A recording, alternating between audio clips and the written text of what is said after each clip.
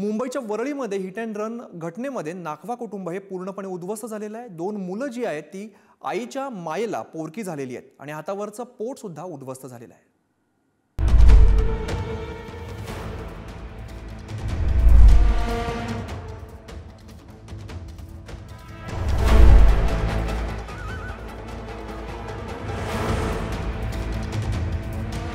बेदरकार कारची जीवघेणी धडक, क्षणात डोळ्या देखत नाखवा कुटुंब उद्ध्वस्त झालंय।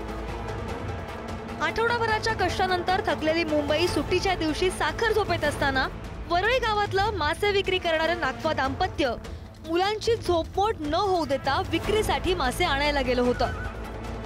पहाटे 5:30च्या सुमारास ते मासे विकत घेऊन परतत असताना त्यांची बाईक नेहरू तारांगण परिसरात आली। त्यावेळीच अनर्थ घडला। सुसाट वेगात आलेल्या महागड्या कारनं मागून जोराची धडक दिली। प्रदीप नाखवा बाजूला फेकले गेले, मात्र त्यांची अर्धांगिनी कावेरी यांना अत्यंत अमानुषपणे कार चालकानं फरफटत नेलं।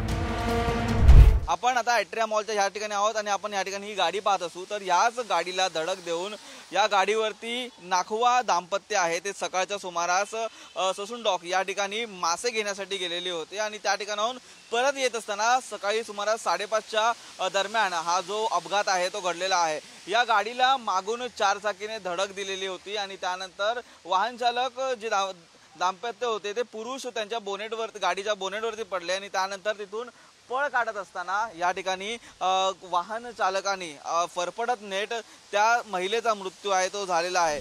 सकाळी आमची गाडी येत होती तिकडनं, मी आणि माझी मिसेस बसलेलो 30 ते 35च्या स्पीडला एका कोपऱ्याने आम्ही चालत होतो। अचानक पाठीमागनं आला आणि धडकला आमच्या गाडीला। गाडीला धडकल्यावर आम्हाला समजलंच नाही काय झालं। आम्ही त्या बोनेटवर पडल्यावर मी त्याला हात मारला, थांब थांब थांब। त्यांनी पटकन ब्रेक मारल्यावर आम्ही दोघं जण खाली पडलो। तर मी डाव्या हाताला पडलो आणि तिला खेचणार तेवढ्यात त्यांनी ती गाडी तिच्या अंगावर चढवली आणि तिची फरफडत नेली। 2 पोरं टाकून गेली। आमचं कमावलं ना कोण नाही। आमचा मच्छीचा धंदा आहे, आम्ही उदरनिर्वाह त्याच्यावर। पावसाळ्यामध्ये समुद्र खवळलेला असल्यामुळे मासेमारी बंद असते, त्यामुळे क्रॉफर्ड मार्केट परिसरातून मासे खरेदी करून नाखवा दाम्पत्य विक्री करायचं। त्यातून मिळणाऱ्या उत्पन्नावर त्यांच्यासह मुलांचा उदरनिर्वाह चालतो। मात्र या घटनेनं 2 मुलांच्या डोईवरचं मायेचं छत्र हरपलेलं आहे। आयुष्यभराची साथ देणारी अर्धांगिनी हिरावल्यामुळे प्रदीप नाखवांचा संसार उद्ध्वस्त झालाय। घटनास्थळावर उभी असलेली त्यांची बाईक, त्या बाईकला धडक देणारी महागड्या कारच्या अवस्थेवरून अपघाताची भीषणता सुद्धा स्पष्ट होतीये।